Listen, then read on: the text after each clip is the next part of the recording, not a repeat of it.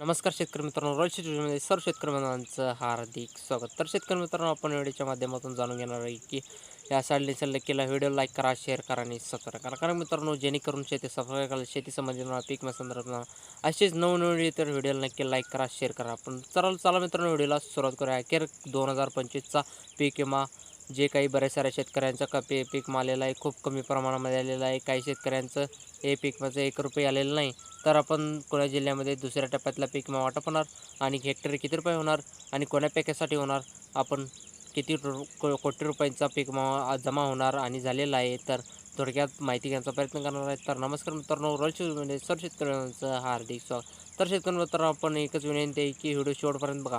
तर मित्रांनो, राज्यातील सर्व 27 जिल्ह्यामध्ये जे काही 1219 कोटी रुपयाचं जे काही जास्त पीक विमा मंजूर केलेला आहे आणि एकूण 1300 कोटी रुपयांचा जे काही पीक विमा मंजूर केलेला आहे, तर ते पीक विमा ज्याच्यामध्ये कोण्यापेक्षा पीक विमा मंजूर झालेला आहे आणि कोण्या पिकामध्ये होत आहे, तर जाणून घ्यायचा प्रयत्न करा. याच्यामध्ये सर्वाधिक पीक विमा आहे नांदेड जिल्ह्यामध्ये सध्या आहे. तर नांदेड जिल्ह्यामध्ये परभणी असेल, जालना असेल, छत्रपती संभाजीनगर, गोंदिया, वर्धा असेल, बुलढाणा असेल, चंद्रपूर, गडचिरोली, तर नागपूर, वाशिम, अमरावती असेल, अकोला असेल, सोलापूर, सातारा आणि सांगली, पुणे, कोल्हापूर, पुणेश्लोक, अहिल्यानगर जिल्हा, नाशिक, जळगाव, धुळे, त्या ठाणे, पालघर, रायगड, सिंधुदुर्ग या 27 जिल्हे हे काय आणखीन काही जिल्हे आहेत. तर हे जिल्ह्यामध्ये याच्यामध्ये लातूर असेल, याचबरोबर जिल्हा असेल, बीड असेल, छत्रपती संभाजीनगर जिल्हा असेल, तर जालना जिल्हा, मणे जिल्हा कॅल्क्युलेशन मोठ्या प्रमाणामध्ये बाकी आहे.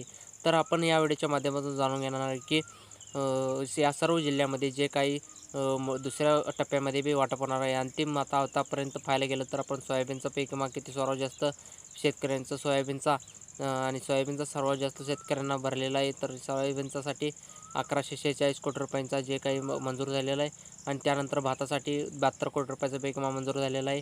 आत्तापर्यंत कॅल्क्युलेशन झालेलं आहे. तर मित्रांनो, आपण पाहणार आहोत की वाढवून काय याच्यामध्ये वाढवण्याचं सोयाबीनसाठी चालू आहे. तर 73 कोटी, कांदा या पिकासाठी 26 कोटी रुपये आणि तूर या पिकांसाठी 19 कोटी रुपये, मक्कासाठी 12 कोटी रुपये आणि मूगसाठी 8 कोटी 78 लाख रुपये, उडीद या पिकासाठी 8 कोटी 33 लाख रुपये आणि भुईमूग पिकासाठी तर खरीपाचा मग या पिकासाठी 2 कोटी 17 लाख रुपयेचा, ज्वारी या पिकासाठी 2 कोटी 78 लाख रुपये. तर याचबरोबर बाकी या पीक 1 कोटी 11 लाख रुपये असे एकूण 1300 कोटी रुपयांचा जे काही जास्त खरीप हंगाम 2025चा जे काही अंदाज ठेवण्यात सांगण्यात आलेला आहे, तर आपण मंजूर झालेला आहे. कापसाचे कॅल्क्युलेशन बाकी आहे आणि बऱ्याच साऱ्या पिकांचे कॅल्क्युलेशन बाकी आहे. तर आपण पाहायला गेलं तर आता पूर्ण पाहायला गेलं तर सोयाबीनसाठी सर्वाधिक जास्त 46 कोटी रुपयाचं पीक विमा मंजूर झालेला आहे.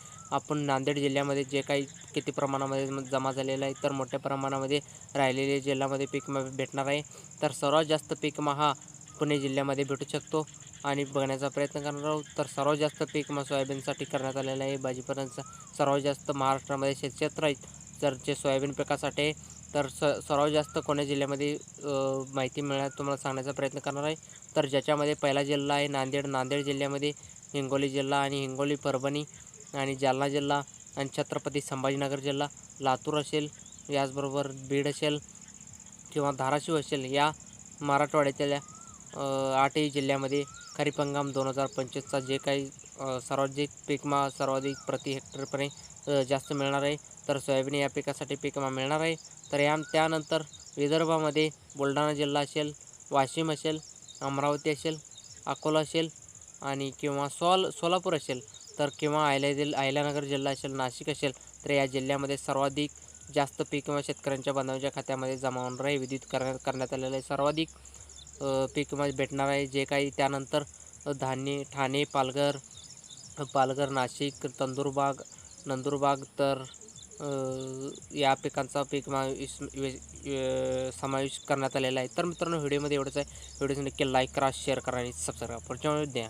जय हिंद, जय महाराष्ट्र.